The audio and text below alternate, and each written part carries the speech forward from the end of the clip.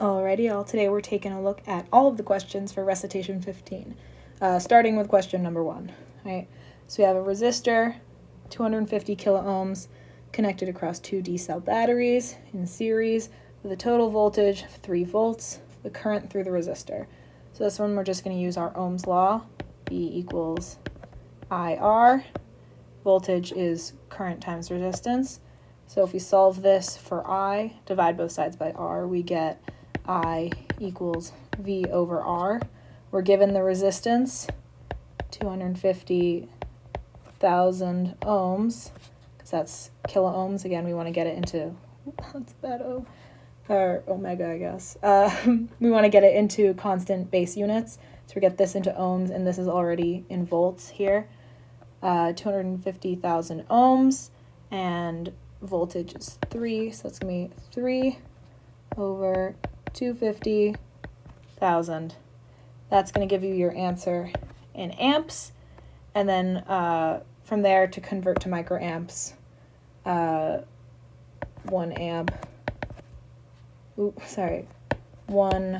microamp is 1 times 10 to the negative 6 regular amps. So that's just your unit conversion to get that for that answer there. All right. Question 2. A power plant is located 68.2 kilometers away from residential, uses a 0 gauge wire, right? The area is given to transmit the power with a current of that much. How much power is dissipated? All right, so we're going to start by finding our resistance of the wire. Right, so we have our equation is resistance is our resistivity times the length over the area, right? And we just need everything in constant units. So 68.2 kilometers, and again, our resistivity is given ohms per meter, so I'm just going to get everything into meters. So if 68.2 kilometers, that's going to be 68,200 meters, and then our 42.4 millimeters squared is going to be 4.24 times 10 to the negative 5th meters squared, right?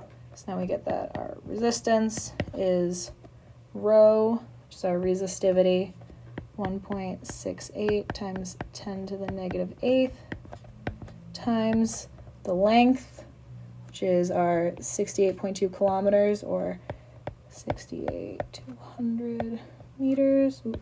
Keep the units out of there though. Divided by the area, which is just given, so we don't even have to calculate it. It's 4.24 times 10 to the negative 5th. And again, we have everything in meters, meters, meters, right? So that's going to give us our resistance. Evaluating this out, it's going to give us our resistance in ohms, right? And then from there, if we're trying to find the power dissipated from the resistor, we have the equation given in the textbook. It's P, or I guess delta P, or like the change, is our change in the resistance, is I squared R, which is our current squared times the resistance. The current was given up here, and we calculated our resistance from this. So to give us, it's 59.4. And again, that's in amps, so that's already in base units, squared times whatever this evaluates out to be.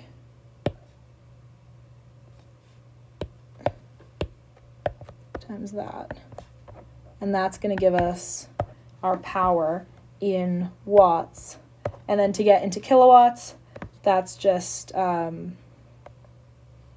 another unit conversion. It's the same as going from meters to kilometers, or all the way around. So that's going to give us our answer watts, and then I guess it's 1,000 watts is 1 kilowatt. And that's your final unit conversion for that one, and that's gonna what you're gonna be turning in, because it asks for the answer in kilowatts.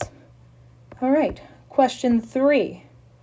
We have a 26.4 volt battery, constant current, 5.86 milliamps.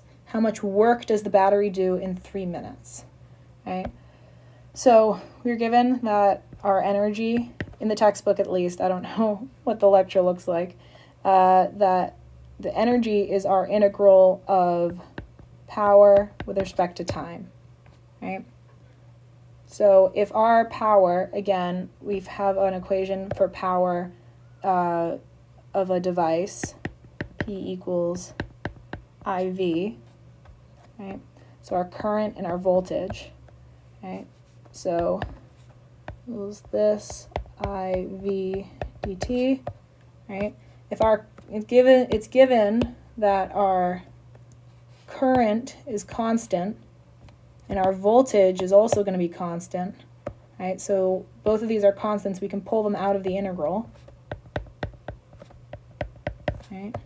Let me get that I'll put that in line with everything else, right?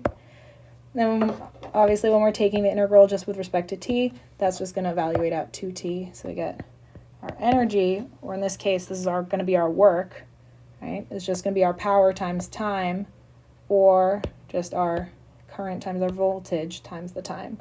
And so that's just IVT, right? So that's going to be doing, or again, keeping everything in base units.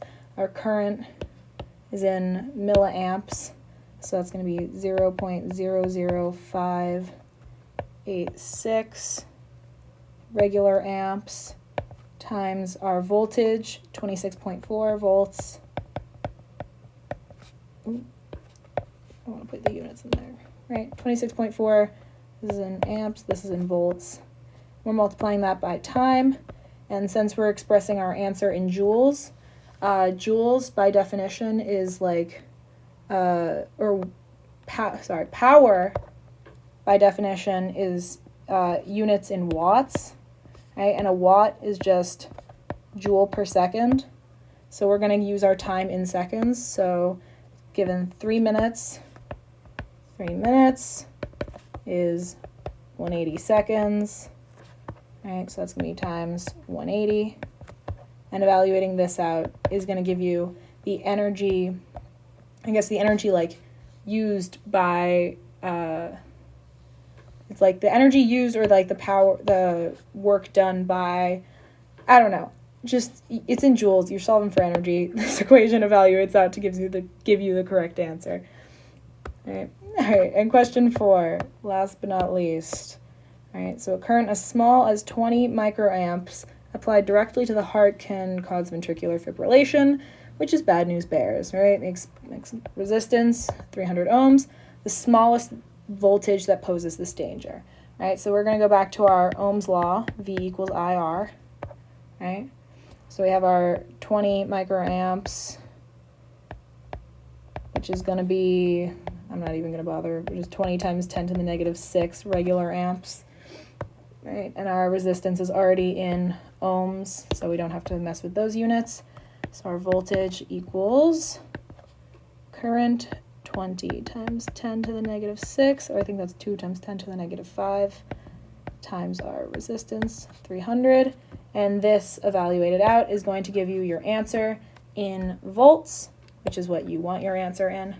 And the reason that we're doing this, because it says that a current as small as 20 microamps, so that's why it's giving us the smallest voltage that poses this danger.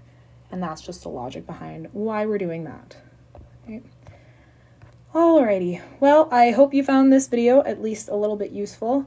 I know this is kind of a weird one, combining everything together, but let me know if you have any questions on any of the problems that I talked about, or let me know if there's any other problems that you want me to try to explain, and I'll do my best to try to explain them, because I guess Sydney explains stuff.